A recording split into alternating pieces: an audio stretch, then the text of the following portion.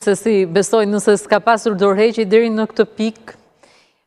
duhet parë edhe çfarë është fituar ndoshta nga zgjedhjet e 28 dhjetorit edhe konkretisht për vetë qoftë deputet të zgjedhur apo eksponentët e partisë. Nga ana tjetër pritet të ketë, le të themi, reforma që do të vinë tashmë me rizgjedhjen e zotit Abdi Xhiku brenda partisë, çfarë pritet të bëhet për të ndryshuar ndoshta edhe pozicionin ku janë si subjekt. Po në fakt, realisht ai kur u zgjedhur për herë të parë kryetari i Lidhjes Demokratike të Kosovës, ai në një farë mënyrë pati reformuar partinë dhe realisht edhe pat pas një ngritje të votës së qytetarëve nga 13% sa pati kur zonja Osmani ishte larguar dhe themeloi lëvizjen listën Guxo, pastaj pas emërimit ose zgjedhjes për kryetar të partisë zotit Abdi Xhiku, ai e riktheu le të themi në një farë mënyrë partinë në një rezultat goxha më të favorshëm se kur zoti Abdullah Oti ishte kryeministër në detyra së kuve. Por se çfarë ndodhi në këto zgjedhjet këto 9 muaj, sepse edhe rezultati i shkurtit vitit kaluar ka qenë i favorshëm le të themi për Lidhjen Demokratike të Kosovës, por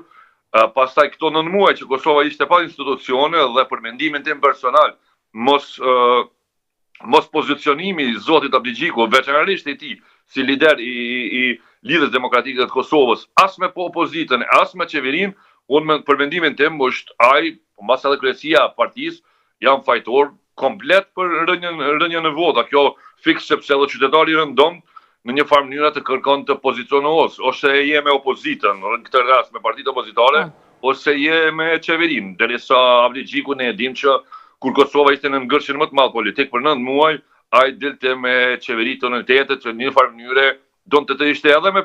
qeverinë, edhe me opozitën, ose as me opozitën e as me qeverinë. Mendoj që këto kanë qenë ato që qytetarët e kanë vlerësuar me votët sa i ka marrë dhe besoj që nëse do të vazhdojnë këtë rrugë Lidhja Demokratike të Kosovës, do të ecë rrugës nismë social-demokrate Aleancës për Ardhmërinë e Kosovës ku do të bie edhe më shumë. Fakti mos pozicionimit politik, unë mendoj që gjithmonë penalizohet nga qytetarët. Me Partinë Demokratike të Kosovës përflitet se ndoshta shumë pak po dëgjohet nga rezultati 28 dhjetorit, ndoshta jo fort të kënaqshme, edhe pse jo aq sa për thënë shumë humbëse. Çfarë mund të ndodhë me leadershipin, me reformime brenda partisë, sa ka zëra që me konfirmojnë ndoshta një gjë të tillë? Po për aq sa dihet Partia Demokratike e Kosovës, si gjithë këto vitet e fundit që le të themi liderët kryesorë të saj ka në gjykatën speciale,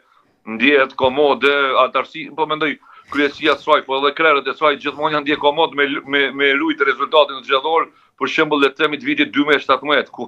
është një diferencë e madhe mbase votet janë të njëjta, po diferenca në përgjithësi edhe vitesh. Po është diferencë vitesh ku partitë tjera rritën ata ngelin njëjtat vota, por bien në numër deputetëve sepse dalja qytetarëve është më e madhe. Andaj mendoj që ata po ndjehen komod edhe në këtë kohë,